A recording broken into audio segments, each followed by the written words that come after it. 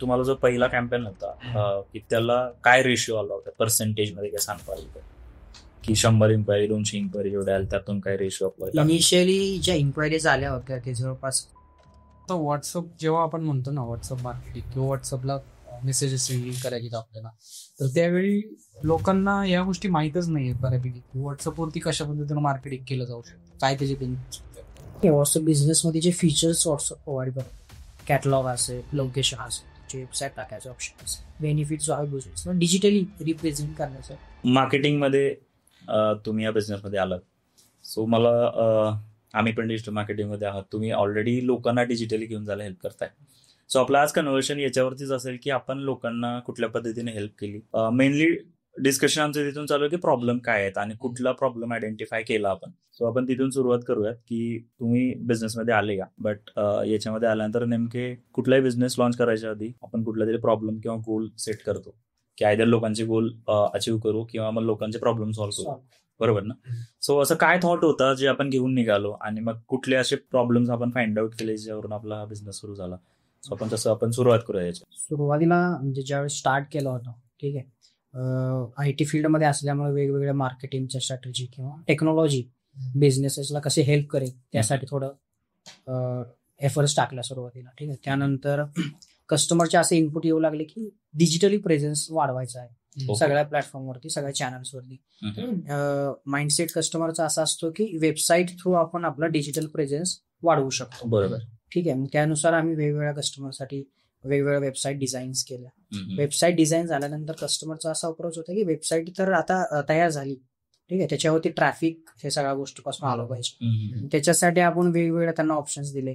Social media मार्केटिंगवरती करू शकतात ते वेबसाईटवरती ट्रॅफिक आणण्यासाठी, किंवा जे काही तुमचे ऑफलाईन चॅनल्स असतील तिथे तुम्ही मार्केटिंग करू शकता. त्याच टाईपमध्ये आपण ना पोस्ट कॉल कम्युनिकेशनसाठी त्यावेळेस कनेक्टेड ऍप्लिकेशन डेव्हलप केलं, ठीक आहे. ज्याचा फायदा असा होतो की म्हणजे जेवढे तुम्हाला इनकमिंग आउटगोइंग मिस कॉल होतात दिवसभरात, तर प्रत्येकाला तुमच्या बिझनेस बद्दलची जी माहिती आहे ती माहिती ऑटोमॅटिक जाते कस्टमरला. ओके, ठीक आहे. जे तुम्ही मॅन्युअली गोष्टी पाठवतात ते बेसिकली ऑटोमेशनवर थोडा बिझनेस आहे. याच्यानंतर कस्टमरचे इनपुट्स असे आले की जी वेबसाईट आम्ही बनवते त्याच्यामध्ये काय चेंजेस करायचे असतील, नवीन काय प्रोडक्ट सर्व्हिसेस ऍड करायचे असतील, त्यांना प्रत्येक वेळेस डेव्हलपरला रीच करून त्या चेंजेस करायचे असतील, किंवा एखादा चेंज अर्जंट असेल तर त्या गोष्टी पॉसिबल होत नाहीत लगेच, तर आपण कस्टमायझेशनचा एक ऑप्शन आपल्या कस्टमरला अवेलेबल करून दिला. ज्याचा बेनिफिट असा झाला की कस्टमरला त्याच्या फोनमधून त्याची वेबसाईट वगैरे सगळं एडिट करू शकतात. त्याच्या बिझनेस बद्दलची जी माहिती आहे, अपडेटेड माहिती, ते डिजिटल फॉर्मॅटमध्ये त्याला त्याच्या पुढच्या कस्टमरला रिप्रेझेंट करण्यासाठी सगळ्यात महत्वाचा फायदा झाला. ओके, ठीक आहे. कस्टमरचे जसे आपल्याला इनपुट्स एक एक भेटत गेलो त्याच्यानुसार आपण हळूहळू एक एक फीचर ऍप्लिकेशन मध्ये ऍड करत गेलो, ज्याचा बेनिफिट कंपनीला पण झाला आणि त्याचा ते जे फीचर्स ऍड केले आहेत त्या फीचर्सच्या सगळेच जे स्मॉल आणि मिडियम स्केल बिझनेसेस आहेत जे डिजिटली प्रेझेन्स वाढवण्यासाठी प्रयत्न करतात त्यांच्यासाठी त्यांना खूप फायदा झाला त्याचा. राईट. पण मेनली कुठले बिझनेसेस आपण प्लॅन केले की आपण पहिले ह्या बिझनेसला टॅप करू नंतर त्या बिझनेसला टॅप करू, असं काही प्लॅन केला होता? स्टार्टिंग पासूनच आमचे जे टार्गेट कस्टमर आहेत ते small and medium size business आहे. कारण स्मॉल अँड मिडियम साईज बिझनेसवाल्यांचं मार्केटिंगचं म्हणा किंवा डिजिटल मार्केटिंगचं म्हणा, बजेट जे असते ती खूप कमी असते. शक्य ते मार्केटिंगसाठी इयरली किंवा अॅन्युअली खूप कमी खर्च करतो. त्यामुळे आपण त्यांच्यासाठी काय कर, आणि तो सेगमेंट जो आहे तो खूप मोठा आहे. इव्हन बजेटच नसतं त्यात. हा, इव्हन त्यांचं मार्केटिंग बजेट नसतं म्हणा, आणि तो सेगमेंट जो आहे तो खूप मोठा आहे. ठीक आहे, महाराष्ट्रामध्ये असेल किंवा भारतामध्ये असेल, तर आपण टार्गेट करतानाच small and medium size businesses केले. म्हणजे आज आमच्याकडे अगदी पान टपरीवाल्यापासून ते मोठ्या म्हणजे इंडस्ट्रीज पर्यंत बऱ्याच प्रकारचे बिझनेस आहेत. म्हणजे मॅन्युफॅक्चरिंग वाले आहेत, सर्व्हिस प्रोव्हायडर आहेत, ज्यांचा बिझनेस कॉलवर आहे. त्यांना पोस्ट कॉल कम्युनिकेशनची गरज आहे. प्रत्येक वेळेला कस्टमर असेल, येणारे लीड असेल, त्याला माहिती पाठवणे, मॅन्युअली माहिती पाठवणं इथं थोडा वेळ जातो मला, ते थोडं ऑटोमेशन होऊ शकतं. ते लक्ष पण राहत नाही प्रत्येक वेळी असं पाठवचं म्हटलं तर लक्ष राहत नाही, किंवा ती थोडक्यात मॅन्युअल पाठवण्यासाठी 5-10 मिनिटं वेळ तर जातो. तो आहे, कारण एक ऍव्हरेज बिझनेस वाला तरी धरला, बिझनेस आहे याचा अर्थ बिझनेस होणार, आम्ही ते काहीतरी दिवसभर काहीतरी कामात असतो. ठीक आहे, मग त्याला वेळ म्हणजे ह्या गोष्टी प्रत्येक कस्टमरला तो जर नर्चर करत बसला मॅन्युअली तर त्याचा काहीतरी वेळ त्यामध्ये जात असतो. किंवा एखादी त्याच्याकडे सेल्स टीम जरी असली तरी त्याला समजा दिवसातून एक 20-30 नवीन कॉल येत आहेत, तर प्रत्येक कॉल आला तर तो कॉल अटेंड करू शकतो का बिझनेसवाला? म्हणजे तो समजा एखाद्या मीटिंग मध्ये किंवा कोणासोबत तर बसलाय, तर त्यावेळेला आलेला प्रत्येक कॉल तू अटेंड करू शकतो असं नाही, किंवा कस्टमर आहे तू त्याच्या वेळेनुसार कॉल करणार, आपण तो कॉल उचलू शकतो का, हे जे प्रॉब्लेम्स होते मेन त्यालाच आपण फोकस करून सोल्युशन डेव्हलप करायचं. म्हणजे सुरुवात करताना तुम्ही मल्टिपल सर्व्हिसेस किंवा वेगवेगळ्या गोष्टी ट्राय केल्यात, जसं वेबसाईट देणं बनवून, मग सोशल मीडियाचा असेल, मग त्यानंतर हे पूर्ण सगळं ऍपमध्ये आपण इंटिग्रेट केलं, सगळे फीचर्स आहेत ऍपमध्ये टाकले. पण अजून एक बोलता बोलता असं झालं होतं की तुम्ही बोललात की पहिले तर लोक मार्केटिंग करायचं म्हणल्यानंतर जर सूरजने सांगितले की बजेट नव्हतं किंवा बजेट नसतंच किंवा आपण ठरवतच नाही मार्केटिंगमध्ये बजेट किती करायचं, आपण सगळं करतो पण बजेट नाही फिक्स करत मार्केटिंगचं स्पेसिफिक. मग तुम्हाला डिजिटली आता लोकांना तर घेऊन जायचं आणि खूप स्मॉल बिझनेस, आता पानटपरीवाल्यापासून तुम्ही अजून बिझनेसेसला असं जेव्हा हेल्प करताय, बेसिक सायकोलॉजी काय आहे लोकांची मार्केटिंग बद्दल हे तुम्हाला अशी वाटली की आपण तिथे टॅप करायला हवं? लोक पहिले तर मार्केटिंग त्यातल्या अजून डिजिटल मार्केटिंग करायचं. सो त्या एकदम आता तुमचं लोकेशन खूप गावांगावापर्यंत पोहोचले असेल, दुकानदारांपर्यंत वगैरे, बरोबर ना? आता तुमचे कस्टमर ऑलमोस्ट किती आहेत? आता 13,000 कस्टमर आहेत. आता तुम्ही 13,000 कस्टमर ऑल ओव्हर महाराष्ट्रामध्ये, ऑल ओव्हर इंडिया कस्टमर.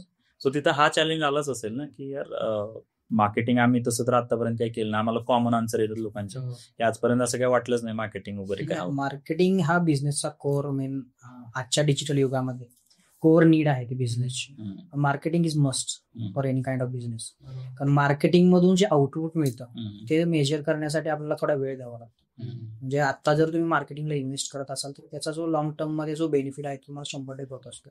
तो डिजिटल मीडियामध्ये असेल किंवा ऑफलाईन मध्ये तुम्ही मार्केटिंगमध्ये जर इन्व्हेस्टमेंट करत असाल तर त्याचा लॉंग टर्म जर इफेक्ट आपण बघितलं किंवा लॉंग टर्म मध्ये जर त्याचं बेनिफिट बघितलं तर 100% मार्केटिंग जी इन्व्हेस्टमेंट करताय तेव्हा त्याच्यामध्ये तुम्हाला 100% रिटर्न भेटू शकतो. म्हणजे पहिली मिसकन्सेप्शन इथंच आहे की लोक मार्केटिंगला खर्च बघतात, आपण इन्व्हेस्टमेंट म्हणून सांगतोय.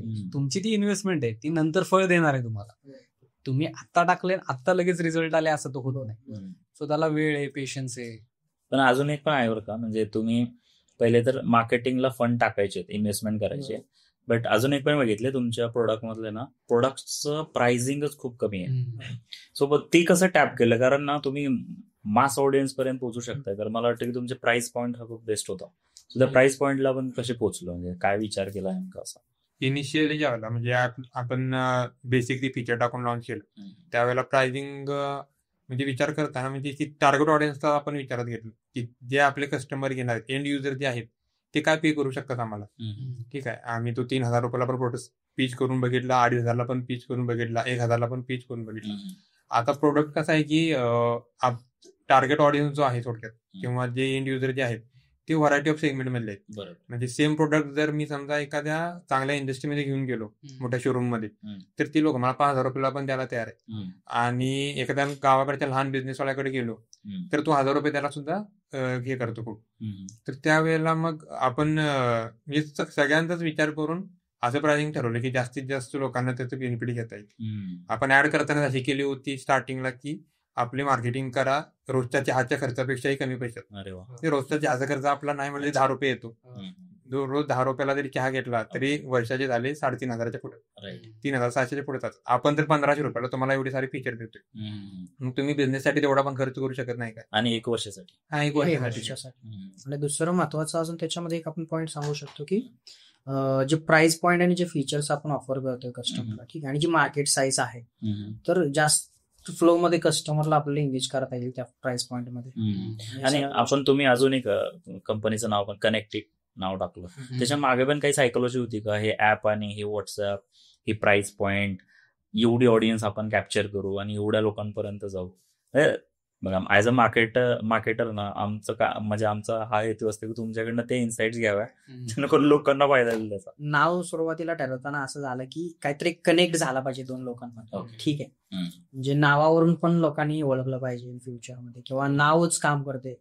उदाहरणार्थ उद्या जर एखाद्या कस्टमरनं ज्याला मेसेज गेला आहे त्याने जर विचारलं तो कोणता ऍप्लिकेशन युज करतो, तर कनेक्टेड हा शब्द सोप्या भाषेत आहे आणि नावामध्ये समजून जाते बाबा एक बिझनेस दुसऱ्या बिझनेसला कनेक्ट करायचं बघतोय किंवा कस्टमरला आणि बिझनेसला जोडून ठेवण्याचं काम दोन्ही बाजूने बिझनेस टू बिझनेस पण आहे, बिझनेस टू कस्टमर. आम्ही नाव ठरवतो ना कुठले ब्रँड वगैरे आले ना त्याकडे आम्ही काय करतो की एक सिम्पल स्ट्रॅटेजी युज करतो की आम्ही विचार करतो की नाव असं पाहिजे ना की इमिडिएट एकतर लक्षात राहिलं पाहिजे, सोपं असं बोलता आलं पाहिजे लोकांना. ते आम्ही काही वेळा आम्ही ते हे पण प्रॅक्टिस पण करतो. सो नमस्कार, मी सिद्धांत गवठाळे, मी कनेक्टेड मधून बोलतो. सोपा वर्ड लोकांपर्यंत पोहोचता यावा. सो मला असं एक वाटलं की तुम्ही त्याच्यावरनं काम केलं होतं, त्या नावाचा पण इम्पॅक्ट झाला असेल. तुम्ही चहाचं एक उदाहरण दिलं होतं, चहाची ऍड लावली होती. काय रिस्पॉन्स होता लोकांना आणि किती पैसे स्पेंड केले होते त्यासाठी? ऍड मेटा ऍड, फेसबुक ऍडच लावली, इंस्टाग्राम ऍड करत होती त्यावेळेस, आणि चांगला रिस्पॉन्स दिला. काहीतरी युनिक कन्सेप्ट होती त्यावेळेस. ऑटो मेसेजिंग हा पार्ट म्हणजे जास्त लोक अवेअर नव्हते अजून, त्यावेळेस आपण ते ऍडव्हर्टाइजमेंट चांगला रिस्पॉन्स लोकांकडून आला. आणि ते आपण रन केलं होतं पोस्ट कोविड. जस्ट लॉकडाऊन संपलं होतं आणि त्यावेळेला आपण ते लॉन्चिंग झालं होतं. त्यामुळं कोविडमध्ये बरेच लीड सगळे हे आले. लावलं होतं की कोणतं कॅम्पेन? हा, लीड केलं होतं, पण कोविड नंतर बरेच बिझनेस जे होते ती थोडीशी डाऊन हे झाली होती. काही रेशो डेटा सांगता येईल तुम्हाला? किती इन्क्वायरी आल्या, किती सेल केला, कन्व्हर्जन कसं आलंय, लोकांचे काय प्रॉब्लेम इनिशियली आणि काय प्रॉब्लेम घेऊन आले होते कॉलवरती पण?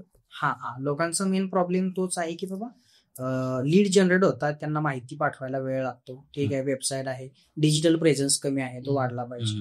तर हे बेसिक लोकांचे जे प्रॉब्लेम होते त्याच्यावरती आपण बऱ्यापैकी आपल्या ऍप्लिकेशनमध्ये काम केलं. दुसरं एक महत्वाचे फीचर म्हणजे आपल्या ऍप्लिकेशनमध्ये डेली सोशल मीडिया पोस्ट म्हणून एक फीचर आहे, ज्याच्या माध्यमातून आपले जे काही महत्वाचे सण उत्सव आहेत मराठी किंवा आंतरराष्ट्रीय राष्ट्रीय दिवस जे आहेत त्याच्या पण आपल्याला पोस्ट मिळतात. ऍज अ बिझनेस ओनर आपल्याकडे बिझनेसचं रिप्रेझेंटेशन करण्यासाठी किंवा सणवार असतील, ऍज अ इंडियन कल्चर आपल्याकडे सणांना आपल्या व्यवसायाबद्दल जास्त रिलेट केलं जातं. तर त्या टाईप मध्ये मला वाटतं ते इझी वे मध्ये आपण ऍपमध्ये फाइंड आउट करू. ऍपमध्ये ते आपण फीचर टाकलं, त्याचा पण हे पण आपण कॉलवरती बोलायचो लोकांना लीड आल्यावरती, की मग आपण त्यांना काय म्हणतात डेमो वगैरे काय होता तुमचा, की डायरेक्ट फोन होतं की ज्यावेळेला क्लायंट बेस कमी होता त्यावेळेला प्रत्येकाला सगळं एक्सप्लेन करावं लागत होतं. जसं जसं क्लायंट बेस वाढत गेला, उद्या माझ्याकडे समजा एक इन्शुरन्स एजंट आला की बाबा मला तुमचं ऍप हवं आहे, तर आता माझ्याकडे इन्शुरन्स वाले 300-350 कस्टमर आहेत. ते 350 लोकांनी त्यांना ते दाखवूच होते की बाबा ऑलरेडी यांनी ट्रस्ट ठेवलाय. ज्यावेळेला तो त्यांच्या रिलेटेड क्लायंट म्हणजे त्याच्या रिलेटेड वेबसाईट वगैरे बघतो, तो लगेच रिलेट करतो आपल्या बिझनेसला. मग तो कन्व्हर्जन पण इझी झाला सगळ्या गोष्टी झाल्या. म्हणजे आज प्रत्येक बिझनेस कॅटेगरी म्हणजे जवळजवळ 280 पेक्षा जास्त बिझनेस कॅटेगरी. आणि टेंटेटिव्ह तुम्हाला जो पहिला कॅम्पेन होता की त्याला काय रेशिओ आला होता पर्सेंटेज मध्ये, काय सांगता आलं तर? की 100 इन्क्वायरी 200 इन्क्वायरी जेवढ्या आल्या त्यातून काय रेशिओ आपल्याला? इनिशियली ज्या इन्क्वायरीज आल्या होत्या ते जवळपास 600-700 इन्क्वायरीज होत्या. अरे वा. 600-700 इन्क्वायरीच्या सुरुवातीचा काळ म्हणजे कन्सेप्ट नवीन असल्यामुळे लोकांना समजून सांगण्यात वेळ गेला, पण एकदा लोकांनी त्या गोष्टी ऍक्सेप्ट केल्यानंतर लोकांचा रिस्पॉन्स चांगला होता. जे कस्टमर 3 वर्षापासून आहे ते कस्टमर आज पण आमचा प्लॅन रिव्ह्यू करतो, आणि नवीन फीचर्स काय येते याचे कायम आमच्या सोशल मीडियावरती किंवा चॅनल्सवरती अपडेटेड राहतं. एखादं नवीन फीचर आलं तर प्लॅन अपग्रेड करायचा असेल याच्यासाठी इन्क्वायरी पण येते. आणि प्रोसेस हीच होते ना, लीड आली, टीम आपली कॉल करेल, बेनिफिट आणि फीचर्स सांगतील. त्यावेळेला आमची सेल कॉल 4 लोकांची टीम होती, दोनच फक्त सेल्सला होती, कॉलिंग वर होती. आणि 1500 रुपयाला विकले की 1000ला? 1500 रुपयाचा प्लॅन होता तो. काही वेळा डिस्काउंट वगैरे 1200 त्या 1200. नंतर आपण ज्यावेळेला व्हॉट्सअपने एपीआय लॉन्च केला त्यानंतर आपण आतमध्ये इंटिग्रेशन केलं व्हॉट्सअप. म्हणजे लोकांचं असं होतं की कॉल झाल्यानंतर टेक्स्ट मेसेज जातो. आजकाल टेक्स्ट मेसेज कोण बघत नाही, टेक्स्ट मेसेज आता सगळे झाले, त्यामुळं आता सगळं व्हॉट्सअपला आले. ईमेल टेक्स्ट मेसेजचा जमाना गेला, त्यामुळे व्हॉट्सअपला मेसेज गेला पाहिजे. आणि व्हॉट्सअपचा ओपन रेट जो आहे तो पण आता 95% जास्त. तुम्ही 100 मेसेजेस पाठवले लोकांना, त्यातल्या जवळपास 95 लोक तो मेसेज ओपन करून बघतात, काय त्याचा मेसेज आहे, अननोन नंबरवर बघतात लोक. म्हणजे ओपन रेट जो आहे लोकांचा तो आहे बऱ्यापैकी. किंवा व्हॉट्सअप मीडियाला सपोर्ट करते म्हणा, पीडीएफ व्हिडिओ असेल टेक्स्ट मध्ये, त्यामुळे आपण ती अनालिटिक्स पण आपण ऍपमध्ये देतोय आपल्या.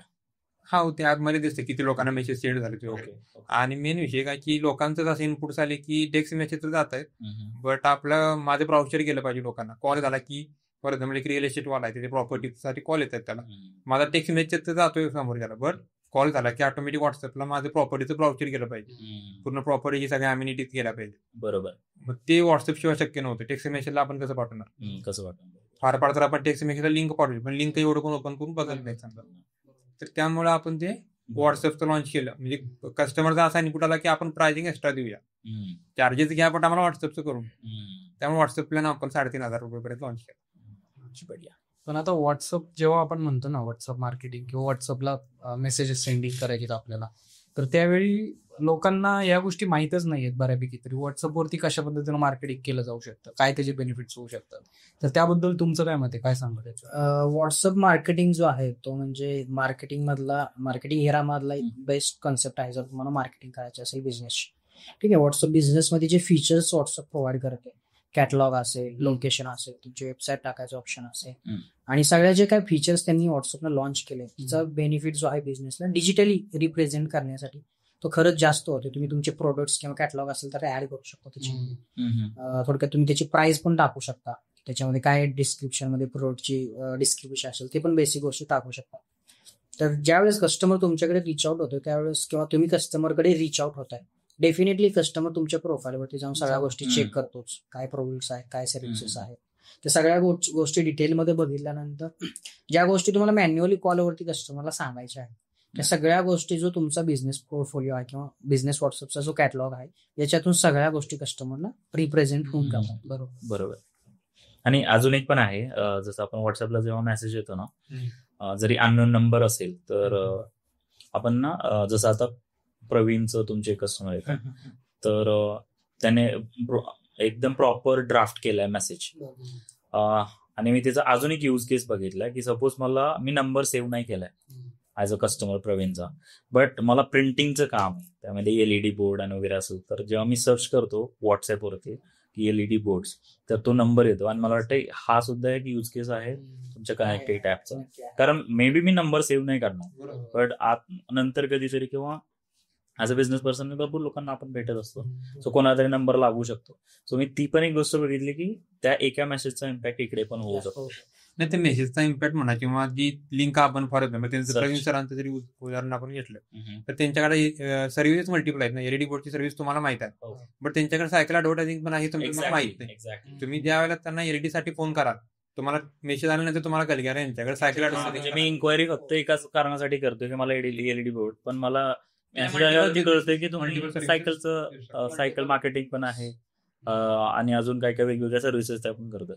मग आता ती मेसेज जेव्हा जातात ऑटोमॅटिक त्याला काही कॅरेक्टर लिमिट असते का, ती आपण सेट करेल तेवढं? नाही, त्या मेसेज जो आहे तो तुम्हाला सेट करेल, जो तुम्ही ऍपमध्ये पाठवायचा आहे तो सेट करू शकता. म्हणजे त्याला कॅरेक्टर वगैरे काही जेणेकरून तो जो तुम्हाला जसा कस्टमाइज मेसेज पाठवायचा तसा तुम्ही पाठवू शकता. सो आपण जर कॅटेगरी केली तर तुम्हाला कुठल्या बिझनेसेसनं सगळ्यात जास्त रिस्पॉन्स दिलेला आहे, कोणत्या इंडस्ट्री किंवा बिझनेसेस कुठल्या बिझनेसला सगळ्यात जास्त रेशो आहे म्हणजे व्हॉट्सअप मार्केटिंग यूज करतात आहे? ओके, सर्व्हिस इंडस्ट्री व्हॉट्सअप मार्केटिंगसाठी बेस्ट आहे, कारण जो ओपन रेट मी मगाशी सांगितलं, जो ओपन रेट आहे त्याच्यावरती सगळ्या गोष्टी डिपेंड आहे. 100 लोकांना जर मेसेज पाठवला त्याच्यातले 95 लोक ओपन करत असतील तर तो तुमचा एक इम्प्रेशन आहे 95 लोकांपर्यंत पोहोचण्याचा. आणि यातले टॉप 3 बिझनेसेस असे कोणते जे सगळ्यात जास्त याचा बेनिफिट घेऊ शकतात? जास्त बेनिफिट म्हणजे ज्या बिझनेसमध्ये कॉलिंग येतात असे 3-4 बिझनेसेस आहेत. सगळ्यात म्हणजे टूर्स अँड ट्रॅव्हल्स बिझनेस. ठीक आहे, टूर्स अँड ट्रॅव्हल्स बिझनेसमध्ये जास्त कॉलिंग होतो. सपोज मला एखादी राईड बुक करायची आहे कोल्हापूर पासून पुण्यापर्यंत, तर मी काय करतो, टूर्स अँड ट्रॅव्हल्सचा एजंटचा नंबर आहे त्याला मी कॉल करतो आणि सगळं कितीला गाडी आहे, काय चार्जेस आहेत, ह्या सगळी गोष्टी मागतो. तर त्या इंडस्ट्रीमध्ये चांगलं बेनिफिट होऊन जाते कनेक्टेड मधून की प्रत्येक वेळेस तुम्हाला माहिती पाठवावं लागणार नाही आणि दिवसभरात जे काय कॉल होतात तुम्हाला त्यांना ऑटोमॅटिक तुमच्या बिझनेस बद्दलची माहिती झाली. दुसरी इंडस्ट्री म्हणजे real estate business. Real estate बिझनेसमध्ये कोर ही गोष्ट आहे की तुम्हाला प्रत्येक कॉल नंतर तुमच्या लीडला जो प्रॉपर्टी आहे तुमची त्याच्याबद्दल इन्फॉर्मेशन ही पाठवावीच लागते. मग ती पीडीएफ फॉर्मॅटमध्ये असेल किंवा दुसऱ्या का कोणता फॉर्मॅट व्हिडिओ फॉर्मॅटमध्ये असेल, तर त्यावेळेस तुमचा जो पोर्टफोलिओ आहे तुमच्याकडच्या प्रॉपर्टीज अवेलेबल त्याच्याबरोबर क्लायंटची अशी पण रिक्वायरमेंट असते आम्हाला साईटचं लोकेशन पण पाठवतो. पण जर तुमच्याकडे लीडचा फ्लो जास्त असेल तर त्या केसमध्ये काय होतं, एखाद्या लीडला मिस होऊन जातं, तुम्हाला फॉलो तिथं राहत नाही त्या लीडचं किंवा त्यांना माहिती पाठवून राहून जातं. तर त्या केसमध्ये सुद्धा कनेक्टेडचा बेनिफिट जास्त आहे. तुम्ही तुमचा सगळा पोर्टफोलिओ टाकू शकता मेसेजमध्ये, पीडीएफ टाकू शकता आणि साईटचं जे लोकेशन आहे तुमचं ते लोकेशन पण टाकू शकता. ओके, इव्हन व्हॉट्सअपच्या ऍडबोर्ड जर त्यांनी घेतला असेल तर कस्टमर त्याच्या सोयीनुसार एंगेजमेंट करू शकतो, चेक करू शकतो. ठीक आहे. एंगेजमेंट म्हणजे जो लीड तुम्हाला येणार आहे अर्थी तो कस्टमर त्याच्या वेळेनुसार तुम्हाला मेसेज करणार ना. तो रात्री 9ला मेसेज करेल, रात्री 10ला मेसेज करेल, तर त्यावेळेला आपण किंवा आपली सेल्स टीम अवेलेबल असेल असं नाही. त्यावेळेला त्याने जर व्हॉट्सअपला आपल्याला इन्क्वायरी केला तर आपल्याला जर व्हॉट्सअप चॅटबोट सेट असेल तर चॅटबोटच्या माध्यमातून त्याला सगळी माहिती जाऊ शकते. राईट. सो जर आपण सेगमेंटेशन केलं तुमच्या आउटरीचचं, लीड जनरेशनच्या आउटरीचचं, तर रेफरन्स किती % बिझनेस मिळतो आपल्याला, त्यानंतर फेसबुक ऍड्सवरून किंवा मेटा ऍड्सवरून आपल्याला किती % बिझनेस आपला येतो, आणि परत अजून काही गुगल ऍड्स चालवताय किंवा याचा कसा रेशो काय आहे? ओव्हरऑल रेशो जर बघितला तर रेफरन्सचा जो बिझनेस आहे, कन्सेप्ट नवीन असल्यामुळे लोक ऍक्सेप्ट पण करतात आणि तेवढा रेफरन्स पण देतात. बरोबर. त्यामुळे रेफरन्सचा जो बिझनेस आहे आपला 30 to 35% रेफरन्सचा बिझनेस भेटतो, कंटिन्युअस आहे. ओके. आणि एकाच कस्टमरनं जवळपास आपल्याला 10 क्लायंट दिले, 12 क्लायंट दिले, असे पण आपल्याकडे ट्रॅक रेकॉर्ड आहे. राईट. आपण रेफरन्सची स्कीम पण काढलेली आहे, बरोबर, जेणेकरून रेफरन्स भेटतील. आणि कसं आहे, रेफरन्स देण्यासाठी सांगावं लागत नाही. तुमचा ज्यावेळेला मेसेज जातो समोरच्याला, तो ऑटोमॅटिक विचारतो की कोणाकडून करून घेतलं, त्यामुळे ऑटोमॅटिक रेफरन्स. आणि बाकी बिझनेस आपला लीड जनरेशन आणि सेल कुठं होतं? बाकी जो लीड जनरेशन आहे तो सोशल मीडियावरून आहेत. आपले काही ऑफलाईन मध्ये चॅनल पार्टनर्स पण आहेत, ओके. ज्यांच्याकडून पण आपल्याला चांगला बिझनेस किंवा चांगला जवळजवळ 45 चॅनल पार्टनर आहेत आपल्या ऑल ओव्हर महाराष्ट्र, ओके. जे आपले ॲप रिसेल करतात. ओके. कमिशन बेसवर रिसेल करतात. 30-35% जर आपला रेफरन्स मिळतोय, 15-20% आपल्याला बिझनेस आपल्याला पार्टनर्स कडनं मिळतोय, आणि बाकी बिझनेस आपल्याला social media. Okay. Google ads काही एक्सपिरियन्स आहे तुम्हाला? कसं गुगल ऍड्स बेसिकली आपण फक्त सर्च साठी जास्त यूज यूज केलं, कारण कॉन्सेप्ट नवीन असल्यामुळे स्पेसिफिक कीवर्ड सर्च करून युजर सर्च नाही करत. गुगल ऍड्स वरती पण स्पेंड केलं, जस्ट प्रेझेन्स साठी आपण कनेक्टेड ऍप किंवा auto text SMS, auto WhatsApp message, बरोबर, बिझनेस मिनी वेबसाईट या कीवर्ड्स वरती सर्च ऍड्स फक्त रन केले होते, आणि युट्यूब वरती व्हिडिओ ऍड्स फक्त डिस्प्ले केले होते. बाकी युट्यूबचे किंवा गुगल ऍड्सचे जे चॅनल्स आहेत त्याच्यावरती काही जास्त डिस्प्ले ऍड वगैरे रन नाही केले. ओके. आता व्हॉट्सअप मार्केटिंग जसं मी अशी पण विचारलं की अवेअरनेस जरा थोडासा कमी आहे लोकांनी, कसं त्याच्यातनं बेनिफिट घेऊ शकतो. पण त्याचसोबत मग लोक काय करतात, अवेअरनेस नसल्यामुळं फसवेगिरी पण व्हॉट्सअप मार्केटिंग मध्ये बरीच होती.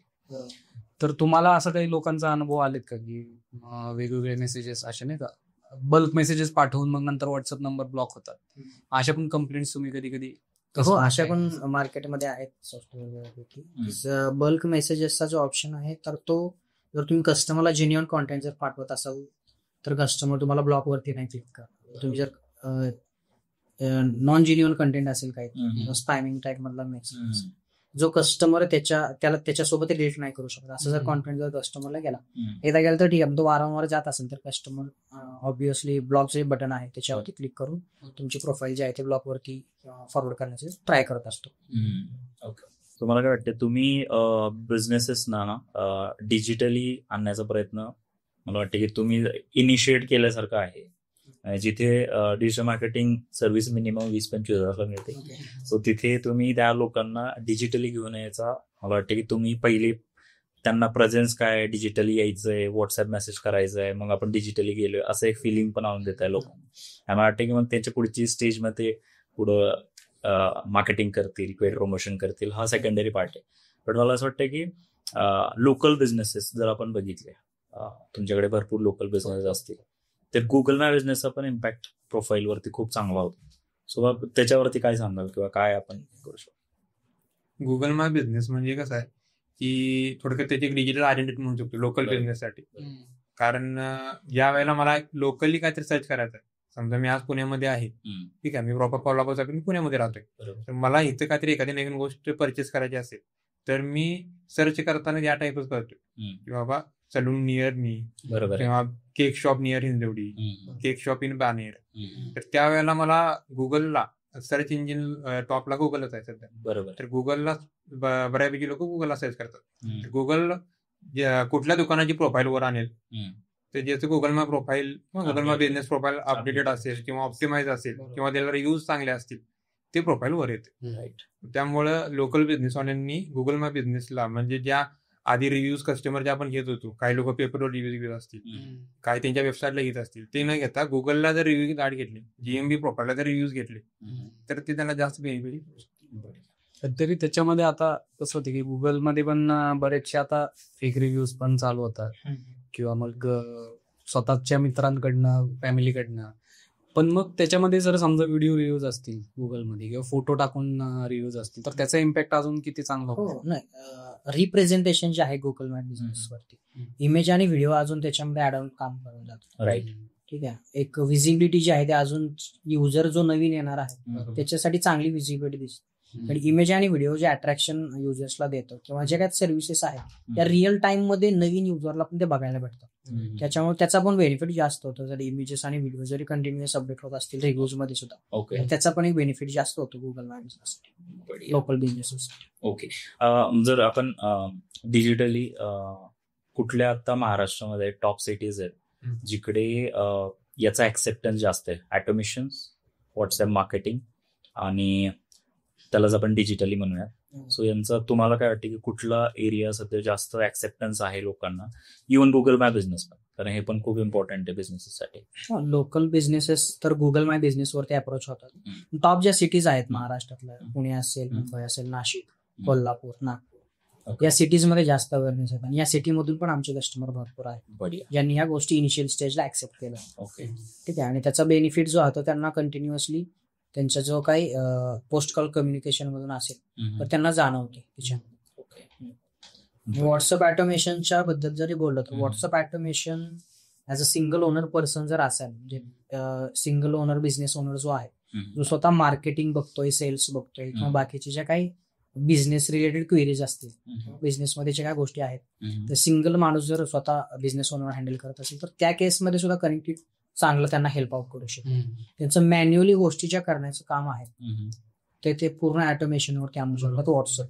ओके. सो अजून एक मला एक प्रश्न विचारायचा आहे. आम्ही सध्या पर्सनल ब्रँडिंग वरती काम करतोय आणि कंपनी प्रोफाईल कॉन्टेंट मार्केटिंग वरती काम करतोय. सो तुमचा एकंदरीत व्ह्यू काय आहे फाउंडर जे आजकाल कॉन्टेंट बनवतात आहे त्याबद्दलचा, तो कितपत इम्पॉर्टन्स तुम्हाला वाटतंय? पर्सनल ब्रँडिंग खूप महत्वाचं आहे. तर त्याच्या बघितल्या लोकांना प्रोडक्ट आणि का करायला पाहिजे? सगळ्यात महत्वाचं म्हणजे ब्रँडची जी क्रेडिबिलिटी आहे ती त्याच्या फाउंडरवरून येते, दिसून येते. फाउंडरची जर्नी काय आहे, इनिशियल सुरुवात कशी होती, नंतर काय इम्प्रुव्हमेंट झाल्या, सुरुवातीला किती लोकांची टीम होती, किती लोकांपर्यंत आज ग्रो झाली, ठीक आहे, किती लोकांना रोजगार निर्मिती करून दिली ह्या स्टार्टअपच्या द्वारे. ह्या सगळ्या गोष्टी लोकांना बघायला भाग ट्रस्टपासूनच. तुमची अजून दोघांची एक ऍड होती ना, दोघांची मिळून जे एक तुम्ही व्हिडिओ ऍड बनवली होती तुमची, त्यामध्ये जर्नी होती. मला वाटतं ती ऍड सगळ्यात बेस्ट फॉर्म करा. कारण तिथं तुम्ही कसं, कारण तुम्ही दोघं दिसले इकडे आणि तुमची जर्नी पण त्या व्हिडिओ मध्ये होती. मला वाटतं ती ऍड मला खूप वेळा दिसली, म्हणजे ती ऍड बेस्ट होती असं मला वाटलं. बरोबर आहे का? जास्त ऍडचा रिस्पॉन्स भरपूर आहे आणि डे वन पासून जे बजेट आहे ते कंटिन्युअस त्या ऍडवर तू बजेट चालू ठेवलं. राईट. त्याचा रिस्पॉन्स पण चांगला. आणि अगेन हा कन्सिस्टन्सीचा गेम आहे. हा बरोबर, कन्सिस्टन्सी आहे त्याची. म्हणजे आता स्वतः तुम्ही एक डिजिटल बिझनेस लोकांना डिजिटली प्रेझेंट करण्याचा बिझनेस रन करता. तुम्ही तुमच्या माध्यमातून काय सांगाल लोकांना, एक फायनल जर त्यांना सजेशन द्यायचं की डिजिटली येण्याचा तुम्ही काय बेनिफिट घेऊ शकता आणि तुम्ही करायला पाहिजे या गोष्टी अशा कोणत्या सांगू शकता? डिजिटल मार्केटिंग मस्टच आहे. मी जर सांगितलं की ती एक इन्व्हेस्टमेंट आहे, not an expense for your business. तर डिजिटली जर आपण ग्रो करत असेल तर त्याचा बेनिफिट जो आहे तो लॉंग टर्म मध्ये भेटणारच आहे. डिजिटल प्रेझेन्स असेल, तुमची वेबसाईट असेल, गुगल माय बिझनेस प्रोफाईल असेल किंवा व्हॉट्सअपवरती जे तुम्ही ऑटोमेशन्स करता, त्या सगळ्या गोष्टी तुम्हाला लॉंग टर्म मध्ये बेनिफिट होणारच आहे. आणि मार्केटिंगचं एक कन्सेप्ट अशी आहे की तुम्ही जर आज त्याच्यामध्ये जर प्रॉपरली इन्व्हेस्ट करत असाल आणि जे काय ट्रेंड चालू आहे मार्केटचा किंवा नवीन टेक्नॉलॉजी आहे ती तुमच्या बिझनेसमध्ये जर डिजिटली अडॅप्ट करत असाल तर त्याचा रिझल्ट जो आहे ना तो येणाऱ्या दिवसात खूप चांगला असतो. बढिया. जसं आता आहे ना म्हटलं की लॉंग टर्म साठी आहे. म्हणजे लोकांचं एक अंडरस्टँडिंग असं आहे की बरीच लोक आम्हाला विनंतात की सोशल मीडिया मार्केटिंग किंवा डिजिटल मार्केटिंग जर आज केलं तर लोकांची अपेक्षा अशा असते की मी आज चालू केलं ना की मला 8 दिवसात लगेच लीड्स या, म्हणजे असं असते. पैसा टाकला आणि सोना. हा, लगेच लीड्स येणं हे आजकाल महत्वाचं नाही. लीड ज्या येतात त्या लीडला तुम्ही कसं एंगेज करताय, त्यांना कसं नर्चर करताय. राईट. कारण लीड ज्या अर्थी कस्टमर तुमच्याकडे इन्क्वायरी करतात तसे तुमचे कॉम्प्युटर आहे त्यांना पण करत असतील. बरोबर आहे. तुमच्याकडनंच तू सर्व्हिस का गेली किंवा तुमचं प्रोडक्ट तू का हे करेल, तुमचं प्रेझेंटेशन असेल किंवा तुमचा फॉलोअप स्ट्रॉंग व्हायला पाहिजे. बरोबर. एंटायरली मला वाटतं ही सगळी प्रोसेस लीड पासून सेल पर्यंत प्रोसेस आहे आणि ह्या सगळ्या प्रोसेस फॉलो केल्या तर सेल होणारच आहे. बरोबर ना? सो मला वाटतं आता कनेक्टेड आता तुम्ही एवढे आमचे कस्टमर आहे इन्शुरन्स मध्ये, म्हणजे त्यांचं असं आहे की फायनान्शियल सर्व्हिसेस प्रोव्हाइड करतात, ते लोन वगैरे या सगळ्या गोष्टी प्रोव्हाइड करतात. तर त्यांचा असा प्रॉब्लेम होता की लीड जनरेट झाल्यानंतर तो कन्वर्ट होत नाही असं आहे. पण एखाद्या इन्शुरन्स किंवा ह्या रिलेटेड ज्या सर्व्हिसेस आहेत त्याच्यामध्ये कस्टमरला लगेच तुमची सर्व्हिस पाहिजे असं नाही. एखाद्या कस्टमरनं इन्क्वायरी केली म्हणजे त्याला 2 दिवसामध्ये किंवा 4 दिवसामध्ये तुमची सर्व्हिस लगेच तो घेईल. तुम्ही आता जे बोलला ना त्याच्यात सिमिलर एक स्टोरी माझ्यासोबत भेटली. म्हणजे माझ्यासोबत एकदा व्यक्ती आला किंवा आपल्या मिटिंगला आला, त्यानंतर त्याने माझ्याकडे काम दिलं नाही दिलं that is the second point, पण त्यावेळी माझ्यासोबत कनेक्ट झाला.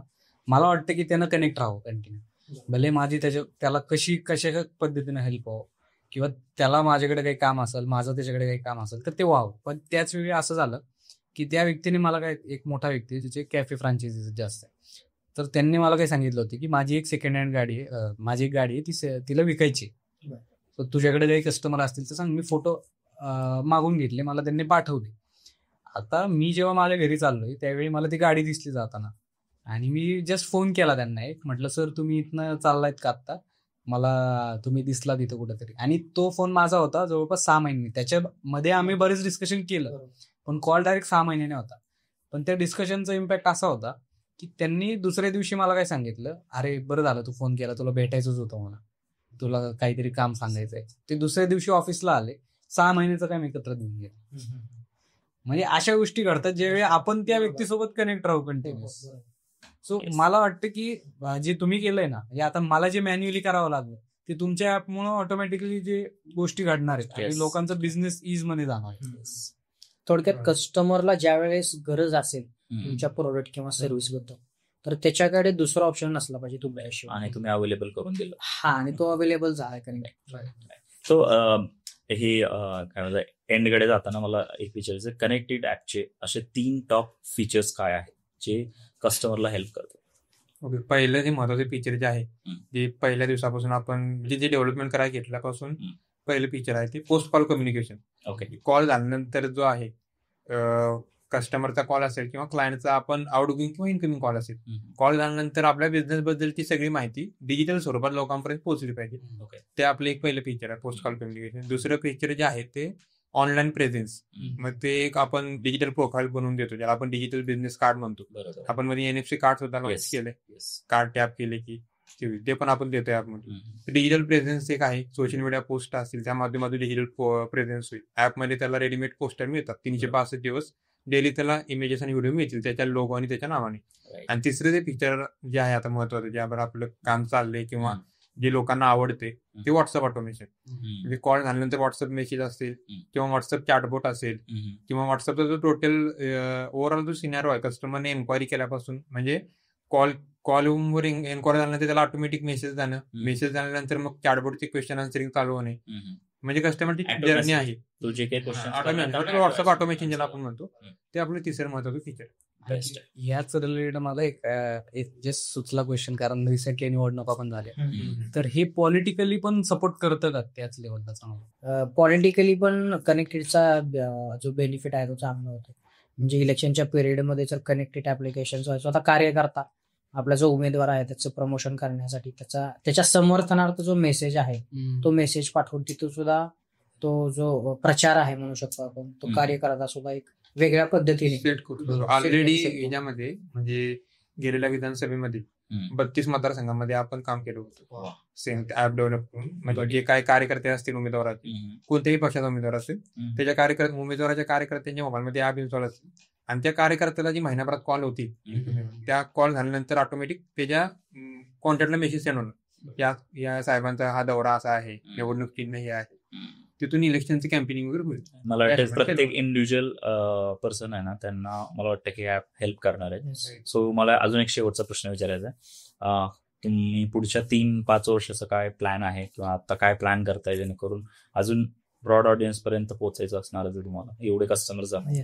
कस्टमरचा रिस्पॉन्स जो आहे तो डिजिटल टेक्नॉलॉजी अडॅप्ट करण्यासाठी जो रिस्पॉन्स आम्हाला भेटलाय मार्केटमधून तो जस्ट म्हणजे एकदम बेस्ट आहे. ठीक आहे, जे काही डिजिटली प्रोडक्ट्स आहेत किंवा डिजिटली रिप्रेझेंटेशन करण्यासाठी जे काही इनपुट्स कस्टमरकडून आले त्याच्यावरती जर डेव्हलपमेंट केलीच आपण, पण जे काही अजून पण जे इनपुट्स येतात कस्टमरकडून त्याच्यावरती पण आपण काम करून कस्टमर सेंट्रिक जो अप्रोच आहे आपला किंवा कस्टमर सेंट्रिक प्रोडक्ट तो प्रोडक्ट बनवण्यावरती आपलं जास्त पुढच्या 3 ते 5 वर्षामधलं विजन आहे. आणि दुसरं सगळ्यात महत्वाचं विजन म्हणजे जो काही प्रत्येक स्मॉल आणि मीडियम स्केल बिझनेस आहे तो डिजिटली आलाच पाहिजे, हे उद्दिष्ट घेऊन कनेक्टेड आणि त्यांची सगळी टीम काम करत आहे. जेणेकरून लहानातला लहान बिझनेस सुद्धा डिजिटली रिप्रेझेंट करू शकला पाहिजे. त्याचा बिझनेस जो आहे तो डिजिटली दुसऱ्या कस्टमरला किंवा बिझनेस ओनरला दाखवू शकला पाहिजे. या उद्दिष्टानं आपली कनेक्टिव्ह जे विजन आहे पुढच्या 3 वर्षात किंवा 5 वर्षात अशा प्रकारे आहे. ओके. थोडक्यात काय की आपले जे सगळे फीचर जे आहेत, पोस्ट कॉल कम्युनिकेशन असेल, म्हणजे मेसेज गेल्यानंतर असेल कस्टमर सोबत आपण कनेक्ट राहतो, त्याला सारखं मेसेज जाऊन असेल, त्याच्या थोडक्यात लक्षात राहतं की आपला हा ब्रँड आहे. ठीक आहे, कोणताही बिझनेस असेल किंवा आपले रेग्युलर जे ग्रीटिंग पोस्ट असतील त्या माध्यमातून असेल, तर म्हणजे थोडक्यात काय लोकांच्या मनात आपला ब्रँड रुजवायचं काम आपले ऍप करते. त्यामुळे आपण टॅगलाईन सुद्धा युअर ब्रँडिंग पार्टनर अशी ठेवली. अरे वा, मस्तच. So thank you so much. भरपूर इन्साइट्स मिळाले. डेटा पण लोकांना समजला असेल की कसा डेटा यूज होतो, कुठल्या लेवलला काम होतं. आणि मार्केटिंग म्हणल्यानंतर सगळ्यात इम्पॉर्टंट हे आहे की तुमच्याकडे कनेक्ट राहणं लोकांसोबत आणि ते रेग्युलर बेसिसवरती पण राहणं. एकदा टच करून सोडून दिलं असं नाहीये रे. सो तुमच्या बिझनेससाठी आमच्याकडनं खूप खूप शुभेच्छा. All the best. तुम्ही जे काही अचीव्ह करायचं ठरवलेलं आहे बिझनेसमध्ये, तर तुमचा ॲप अजून जास्त लोकांसोबत कनेक्ट व्हावं. ओके, सोबतीनं व्हावं. So thank you so much. Thank you. हा प्रवास आम्हाला वाटला का लवकर संपणार नाही. Yes, thank you.